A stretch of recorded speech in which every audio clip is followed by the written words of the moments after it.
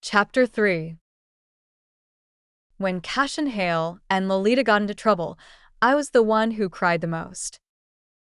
Although the front of the car was smashed to pieces, Cassian was surprisingly unharmed except for a slight concussion. The unlucky Roman couldn't escape his fate. When his body was dragged out, it was almost torn into pieces. Even though I looked down on Roman, he was still my teammate in this book. Now he died without even saying a word. Where do we go after we die? Maybe he had already returned to the real world. I sat in the living room crying every day. People thought I was crying because Cassian was injured. They looked at me with sympathy and muttered to me, "I didn't see you crying so heartbrokenly when your father died." I didn't have time to cry for him. I cried for my hesitation about fate, confusion about the future, and sorrow for Roman's heroic sacrifice. Cassian did not wake up for 7 days and lay motionless in his bedroom. There was no sign of waking up until Lolita's funeral. The night Lolita was buried, I sneaked into Cassian's room in the dark. There was no light on.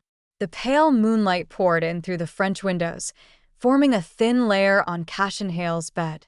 The coldness on his handsome face faded, adding a bit of tenderness.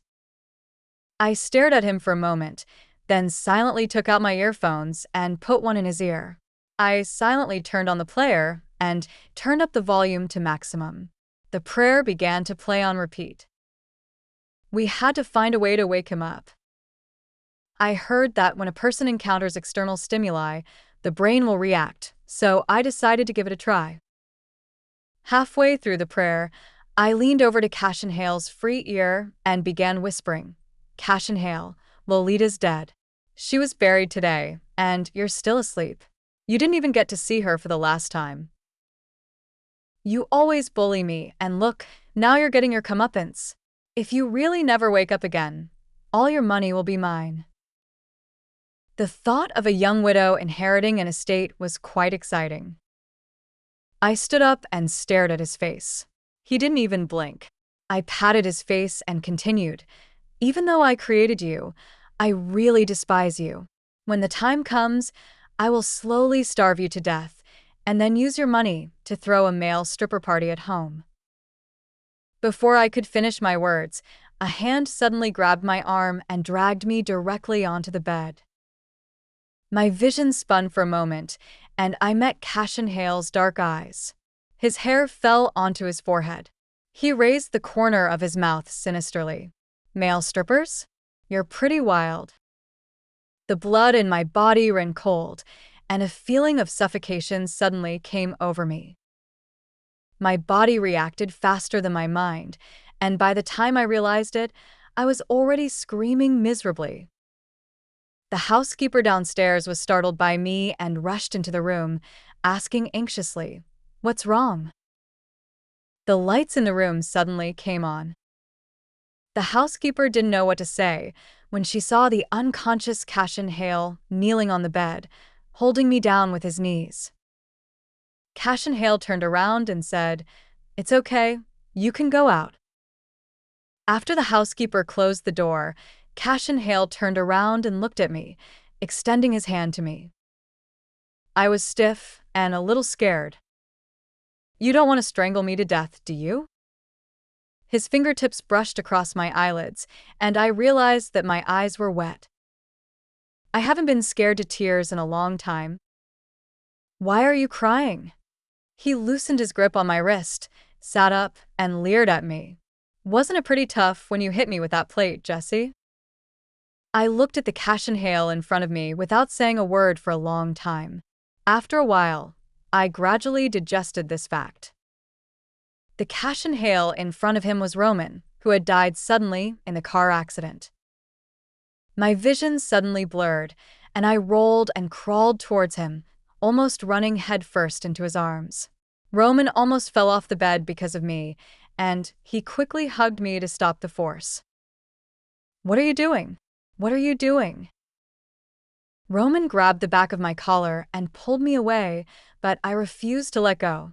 I hugged him and cried, my snot and tears all over his black pajamas. Editor, I was wrong. Ah. I will never hit you again for personal revenge. Ugh. I thought you were really dead. You scared me to death. Aw. I was talking incoherently and crying miserably, and I could feel Roman's back visibly stiffen before he sighed and patted me on the back twice to comfort me. I was going to use Cassian Hale's shell to scare you, but how am I supposed to play with you crying like this? Roman said as he took off the earphones and shook them. The prayer? You're so smart. Why don't you put on the Great Compassion mantra and cry for me while you're crying? I thought to myself, I would like to, but I need to be a VIP member. Roman pushed my face and pulled me off him. Stop crying. You've ruined my pajamas. He stood up and poured me a glass of water. I sat on the bed and listened to Roman's account of what had happened. The car accident that night was very strange. It wasn't Cassian Hale's fault. The car was heading towards me as planned. Roman was sitting in the passenger seat. When he saw me, he reminded Cassian Hale, but Cassian Hale asserted that I was just pretending and would naturally get out of the way when the car approached. The car accelerated, and just as it was about to hit me, Roman suddenly shouted, "Stop." He couldn't bear to watch me get hit, so he tried to stop it. As a result, the car spun around instantly, rushed straight into the guardrail, and fell to the bottom of the cliff. I sniffed and asked him, "Is it because you suddenly spoke and disturbed Cassian Hale?" Roman dropped his eyes and shook his head, saying it was impossible. First, Cassian Hale is a truly exceptional person. He's calm and capable, and he wouldn't be startled by shouting. Secondly, I saw that Cassian Hale's driving was absolutely flawless. He was perfectly capable of braking at that distance. We fell silent at the same time. This sudden car accident was definitely not normal. I have an idea. In the silence, Roman said in a deep voice, "Perhaps it was my intervention that caused the accident." Roman's eyes grew darker, a little confused. What if it was me who shouted stop that caused the accident? If Roman's words could really change the course of the plot, was it possible to take us out of this book? Suddenly, I felt a little excited and looked at Roman seriously. Now you tell me, take me back. Roman glanced at me, his expression slightly changing, as if he understood what I meant. He stood up and took 2 steps back. I quickly rolled off the bed and hugged his arms. "What are you doing?" He glared at me. "What if it works and you run away? What should I do?" I said it confidently, but Roman rolled his eyes at me and said, "If you want to go back consciously. Aren't you still holding Cassian Hale?" "That's right." I let go of his hand awkwardly and quickly caught him again. "Wait. What's wrong again?" Roman said, annoyed. I hesitated for a moment, then told the truth. "I haven't told you why I came here. I was working on a manuscript when my nose suddenly started bleeding. Then my eyes went black, and I fell in front of my computer. I might have died suddenly. If you can really go back, could you please come check on me?" I looked up at Roman, a little nervous.